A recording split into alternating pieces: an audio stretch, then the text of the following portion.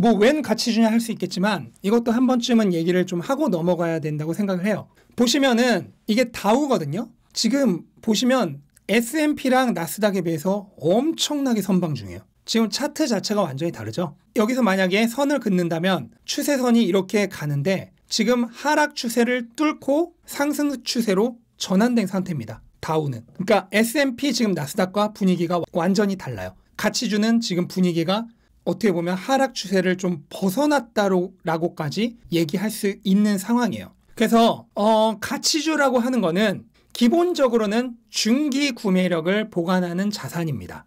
제가 모든 자산은 구매력이라고 하는 진짜 돈의 의미를 보관하는 배터리라고 했죠. 그리고 그 특성에 따라 단기 구매력을 넣기 적당한 자산, 중기 구매력을 보관하기 적당한 자산, 장기 구매력을 보관하기 적당한 자산들이 있는데 자신의 필요에 따라서 적절하게 분배를 해서 보관해야 된다는 것을 말씀을 드렸습니다. 근데 그 중에서도 가치주는 중기 구매력을 보관하는 자산이고 대략 한 2에서 5년 정도의 기간을 생각을 하시면 되는데 이거는 정답은 없어요. 그냥 제가 여기 보기 좋게 이렇게 써놨을 뿐이지 사람에 따라 다르고 이거는 뭐 정해진 정답은 없습니다. 그리고 특징은 뭐냐면 대부분 성장 가능성이 낮고 현재 벌고 있는 돈이 곧 기업의 가치인 경우가 많은 기업들이에요. 그래서 따라서 상대적으로 변동성이 낮고 대신 장기 성장성도 낮은 지금 통장에 꽂히는 돈이 곧 기업의 가치가 되는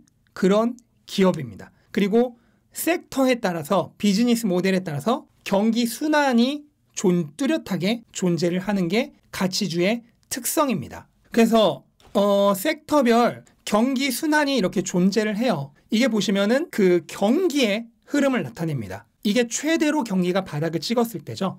그리고 이게 회복기, 그리고 여기가 최대로 회복했을 때입니다. 그리고 시장은 항상 선반영을 하기 때문에 그 경기보다 조금 앞서서 움직입니다. 경기가 최저점을 찍었을 때 시장은 그거보다 훨씬 전에 이미 최저점을 찍어요. 그리고 경기가 최저점을 찍었을 때는 시장은 이미 불마켓으로 황소시장으로 넘어가고 있는 단계가 됩니다. 그리고 각 단계마다 이렇게 유력한 그 섹터들이 달라요. 그래서 만약에 내가 이거를 완전히 읽고 그때 돌아가면서 투자를 할 수 있는 사람이라면 그 흐름에 따라서 가치주를 돌아가면서 순환매를 하시면 됩니다. 요때는 파이낸스랑 경기 민감주를 샀다가 요때는 산업주랑 그리고 원자재주를 샀다가 이때는 경기 방어주랑 에너지주를 샀다가 이런 식으로 자기가 그걸 읽을 수 있는 사람이면은 순환주를 하면 돼요. 또는 만약에 내가 그걸 읽기가 어렵다 하시는 분이라면 여러 가치주들을 다 담고 있는 ETF를 사는 것도 좋은 방법 중에 하나입니다. 왜냐면 내가 이거를 읽을 수가 없기 때문에 그냥 다 담고 있는 가치주들을 다 담고 있는 ETF를 사는 것도 좋은 방법입니다. 오늘 뭐 ETF 얘기는 다루지 않을 거예요. 그런데 사실 가장 쉬운 방법은 뭐냐면요. 가장 쉬운 방법은 그냥 이런 영향이 제일 적은 주식을 사는 겁니다. 이런 흐름에 대한 영향이 가장 적은 경기 방어주를 선택을 하는 게 가치주를 선택을 한다면 그냥 가장 쉬운 방법이에요. 그러면 경기 방어주란 거는 어떤 주식인지 한번 얘기를 해볼게요. 경기 방어주란 거는 우선 첫 번째로 소비자나 기업이 지출을 줄여도 판매에 별로 큰 영향이 없는 기업입니다. 가장 대표적인 게 생필품이죠. 우리가 경기가 나빠져 수입이 줄어도 살 건 사잖아. 휴지 안 살 거야? 우리가 가방은 안 사더라도 카메라는 안 사더라도 차는 안 사더라도 휴지는 사야 되고 샴푸는 사야 되고 비누는 사야 되고 치약은 사야 된다는 거죠. 그래서 생필품이 경기가 나빠져도 수입이 줄어들지 않는 가장 대표적인 겁니다. 그리고 두 번째가 이익 마진, 그러니까 수익률이 높은 기업이에요. 예를 들어서 마진, 여기가 이제 손익분기점인데 마진율이 5%인 기업은 이 마진이 조금만 줄어도 그냥 바로 적자입니다. 반면 마진이 50%인 기업은 마진이 조금 줄어도 이게 별 차이가 없어요. 여기가 손익분기점인데 마진이 여기나 거기서 좀 줄어서 여기나 그렇게 차이가 없다고. 5가 빵이 되는 거랑 50이 45가 되는 거는 완전히 다른 얘기입니다. 그래서 이익 마진율이 높은 기업이 보통 불경기에 좋아요. 불경기에는 기업들이 지출은 늘어나고 수입은 없죠. 그러니까 대부분 이익률이 줄어요. 이익률이 줄는데 마진율이 높은 기업은 그거에 대한 영향이 별로 없다. 그 다음에 세 번째가 재무 건전성이 높고 현금이 많은 기업. 그러니까 지금 나의 창고가 빵빵한 기업입니다. 이런 기업은 어느 정도 수익 감소가 나 또는 위기가 오더라도 부도 위험이 별로 없죠. 특히나 가치주의 핵심은 뭐냐면은 가치주의 핵심 가치 중에 하나가 바로 배당입니다. 꾸준하게 현금 흐름이 들어오는 배당. 그런데 만약에 재무 건전성이 없고 현금이 없는 기업이면 불경기에 어떻게 돼요? 배당이 끊겨요. 가치주는 배당이 끊기는 순간 주가도 폭락입니다. 그냥 망하는 거예요. 그래서 배당이 절대 끊기면 안 돼. 그런데 현금이 별로 없고 재무 건전성이 낮은 기업은 위기가 왔을 때 배당이 끊길 가능성이 있습니다. 그래서 재무 건전성이 높고 현금이 많은 기업이 좋은 거예요. 그리고 네 번째가 미국 제조업 PMI, 구매 관리자 지수죠. 이 구매 관리자 지수와 상관관계가 반대인 기업. 제조업 PMI는 경기의 선행 지표예요. 그러니까 경기가 나빠지기 전에 먼저 움직이는 애요. 근데 이거랑 상관관계가 반대라는 뜻은 경기가 나빠져도 그만큼 영향을 덜 받는다는 뜻이죠. 그런 기업이 바로 경기 방어주입니다.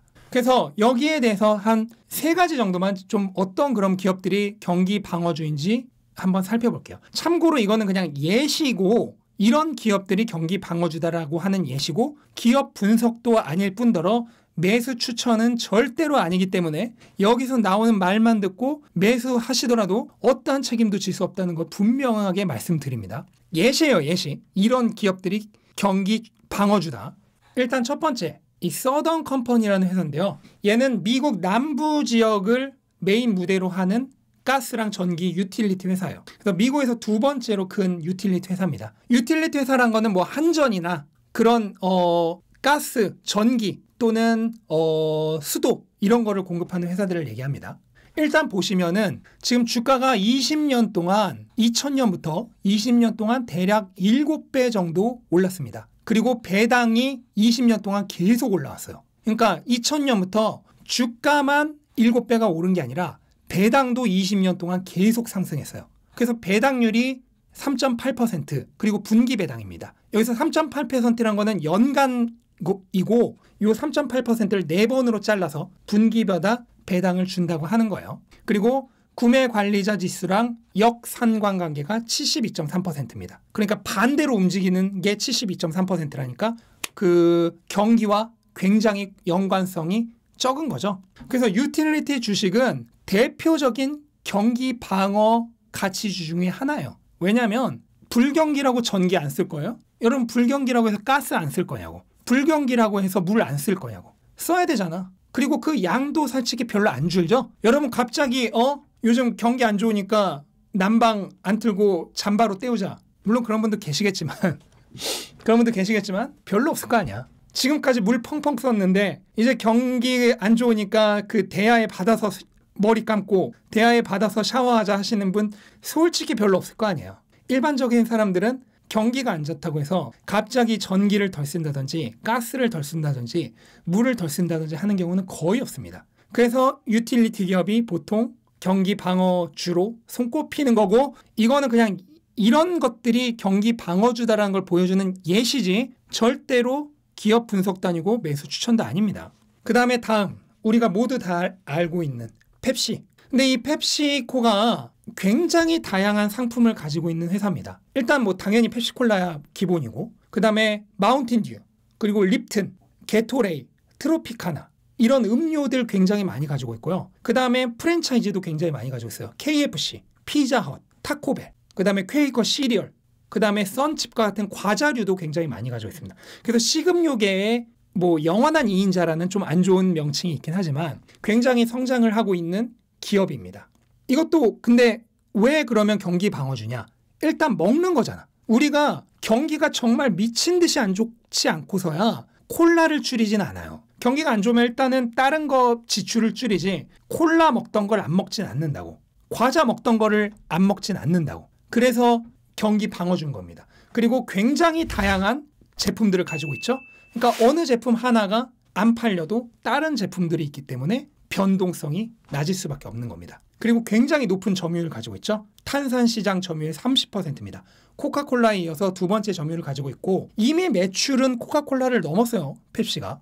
이거 모르시는 분들 많은데 매출은 이미 펩시가 코카콜라보다 많습니다. 다만 이익률은 좀 낮아요.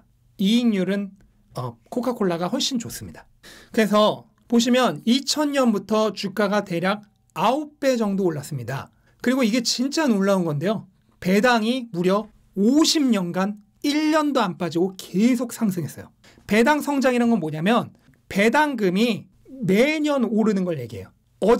작년에는 1달러 줬던 거 올해는 1.1달러 주고 내년에는 1.2달러 주고 내후년에는 1.3달러 주고 이런 식으로 계속 오르는 건데 그 배당이 무려 50년간 한 번도 안 빠지고 계속 올랐어요. 그리고 배당률은 연간으로 2.5% 정도 되고 요거를 4번으로 잘라서 분기마다 지급을 합니다. 그 다음에 구매관리자 지수와의 역상과 관계는 70%예요. 그러니까 굉장히 경기 방어주라고 할 수 있죠.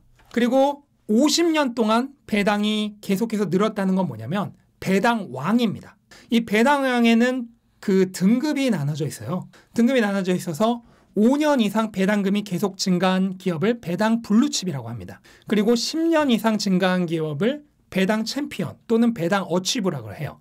지금 애플이나 마이크로소프트도 이미 이 단계에 들어갔죠. 그리고 여기서부터 이제 배당 귀족인데 25년 이상 배당금이 계속 증가한 기업이 배당 귀족입니다. 그리고 지금 펩시가 딱 50년에 도달하면서 배당 왕에 등극을 했어요. 여기는 지금 38개사라고 되어 있는데 지금은 좀 늘어서 한 48개사 정도가 배당 왕입니다. 미국에는 수천 수만 개의 기업 있죠. 그 수천 수만 개의 기업 중에서 겨우 48개만이 50년 동안 배당을 계속 늘려온 배당 왕입니다. 그러니까 이 자체로 얼마나 엄청난 건지를 알 수 있죠. 참고로 50년 동안 배당금을 계속 늘려왔다는 얘기는 1차, 2차 오일 쇼크, 닷컴 버블, 그 다음에 리먼 브라더스, 그 다음에 미중 무역 전쟁, 그리고 팬데믹, 요때도 배당금을 계속 올렸다는 거예요. 그러니까 앞에서 말씀드린 그 밸런스 시트랑 현금이 얼마나 풍부하고 안정적인지를 알 수가 있는 거죠.